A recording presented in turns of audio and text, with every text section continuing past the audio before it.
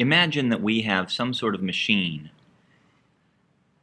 I don't know exactly what the machine is. It's a big black box.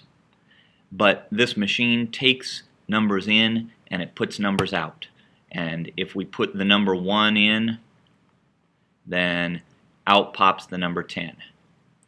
And if we put the number 2 in, then we get the number 100 out. 3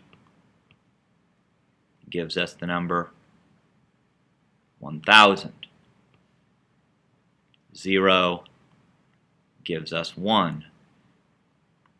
When we put in the number -1, what comes out is 1/10, or 0.1.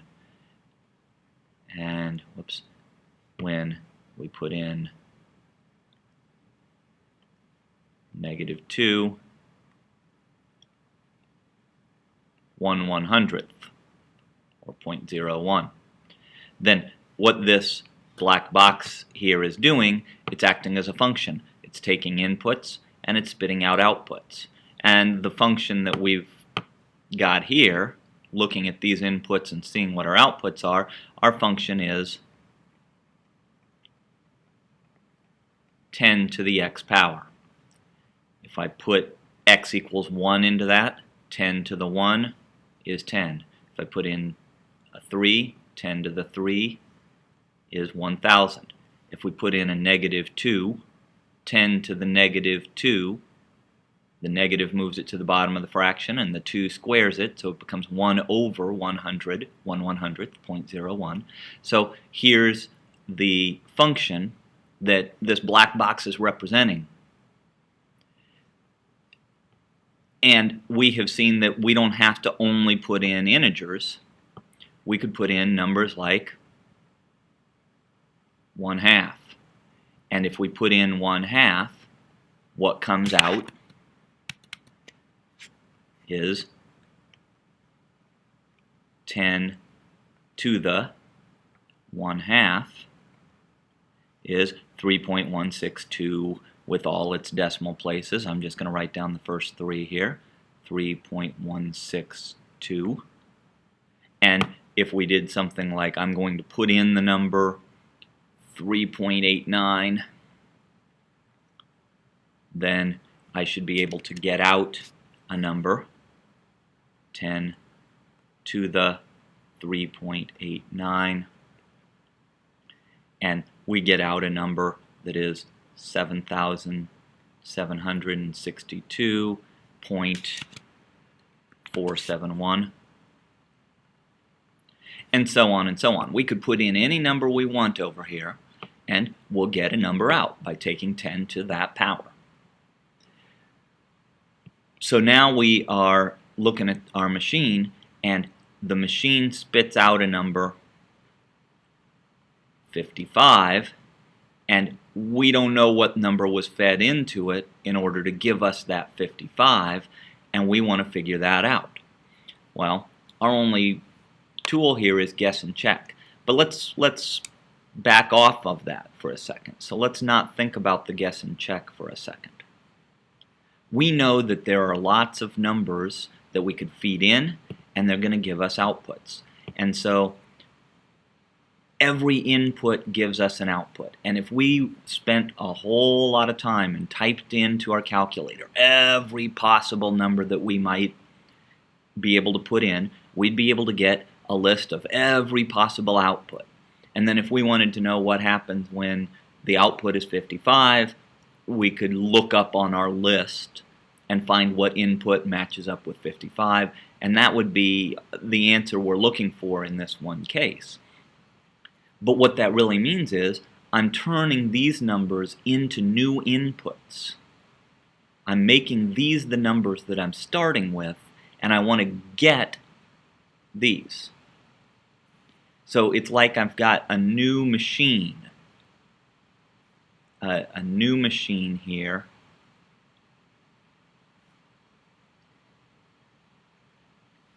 that takes these numbers as inputs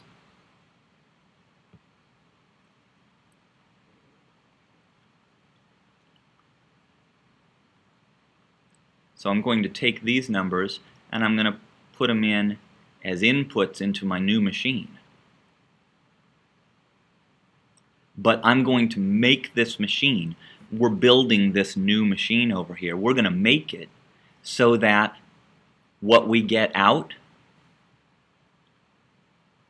is these numbers over here. So when I put 0.01 into this, I want to get -2 out. When I put 0.1 in, or 1/10, I want to get -1, and so on. This 3.162 with all the decimal places that came after it, I want to be able to put that in and get 1/2 out.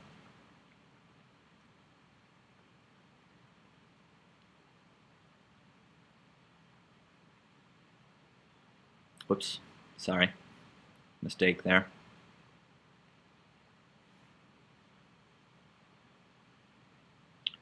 And when we put in this 7,762.471 with all its decimal places that came after it, we want to get the number 3.89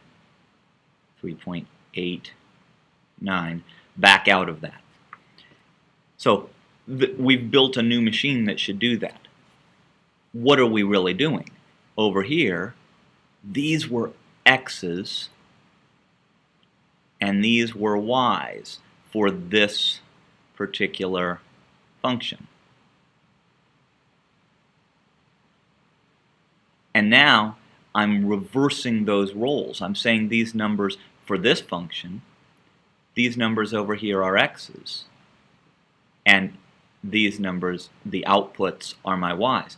Well, what is that? That's the inverse function, right? I'm talking about the inverse function, whoops, not prime, the inverse function of this. I just don't have a name for it. I know that there is one because this is a one-to-one function. Every x that I put in here gives me a y out, and there's no way to get the same y with two different x's. There's no way I can put two different numbers in for the exponent and get the same number out. This is a one-to-one function, so there's got to be an inverse function. I just don't have a name for it until now. The inverse function for 10 to the x is called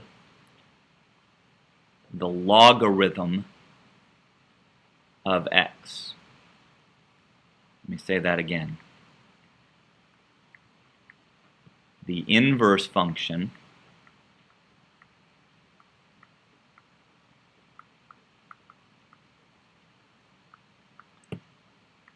of y equals 10 to the x is called the logarithm, I'm leaving a little bit of space here, the logarithm, spelled like this, L-O-G-A-R-I-T-H-M,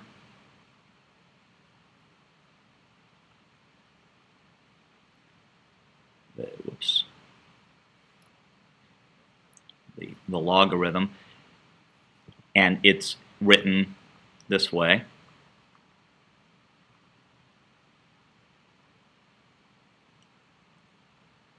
You abbreviate the word logarithm into just log.